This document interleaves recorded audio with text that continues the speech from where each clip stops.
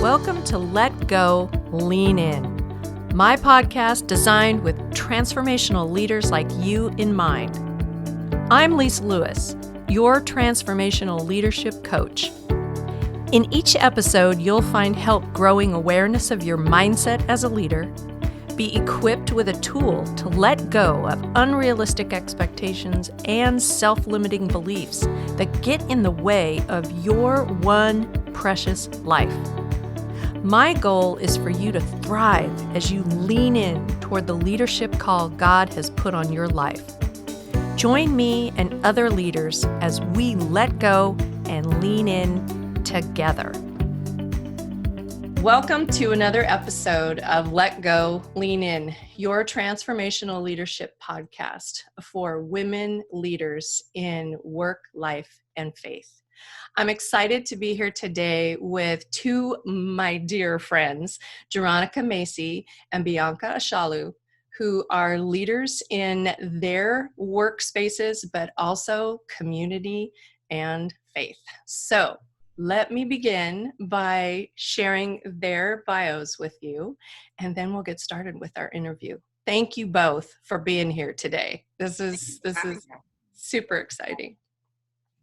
So Jeronica, who is on your screen to the left in that beautiful mustard colored shirt, is a coffee industry veteran who has opened several cafés, managed and mentored dozens of baristas, and delighted hundreds of customers over 17 years. She is the founder and CEO of Nirvana Soul, which we're going to get to hear more about this morning. Be'Anka Ashaolu is a seasoned digital and demand generation marketer and current director of marketing at a Silicon Valley startup. Her experience includes operations, content marketing, and in a previous life, journalism, which sounds like that has a story as well. So, thank you both for being here. This is this is an exciting thing for me, but most of all, I want your voices to be heard by the listeners and out on the internet in many spaces so that your stories can be shared and people will find out how they can get Nirvana Soul coffee and all the good things. So we're going to talk today about leadership, and specifically, I want to begin with stories, because to me, that's where people connect the most, right? So here's my first question. What is the defining moment for you when you recognized that you were a leader, that you had leadership skills? Yeah, Be'Anka, do you want to go first? Or you want to take it? I think for me, naturally, it just being the oldest. I'm the oldest. Be'Anka's 11 months under me. We have a brother that's 4 years underneath me. So I think naturally I just took on that responsibility of just being the leader. Yeah. And for me, I grew up playing basketball at a very high and intense level from when I was really, really young. And it was all about winning. Nothing mattered more than winning. I didn't think about anything else but winning. And by the time I reached middle school, I was able to play for an actual school team.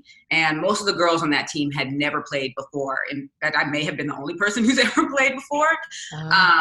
And I wouldn't say we were bad, but we definitely had room for improvement. But what we did was pretty spectacular, right?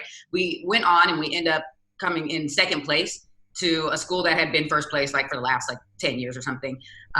And I sat in that room, and someone who is used to winning, loves winning, looked around in the locker and saw everybody else devastated. And for me, I don't think I had ever been in a situation where I felt it necessary for me to look beyond myself and see that it's more than winning, and really recognize that these girls did more than they even expected. So I think that's when I realized my leadership wasn't just about getting us to win every game. It was about bringing out the best in other people. And I felt that I successfully done that. And so I turned that room around by pretty much saying, you guys, we came in second place.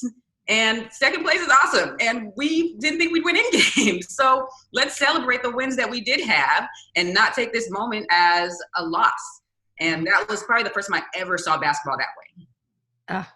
That is so good. And you were all of 11, 12? 13. 13. Okay. Yeah.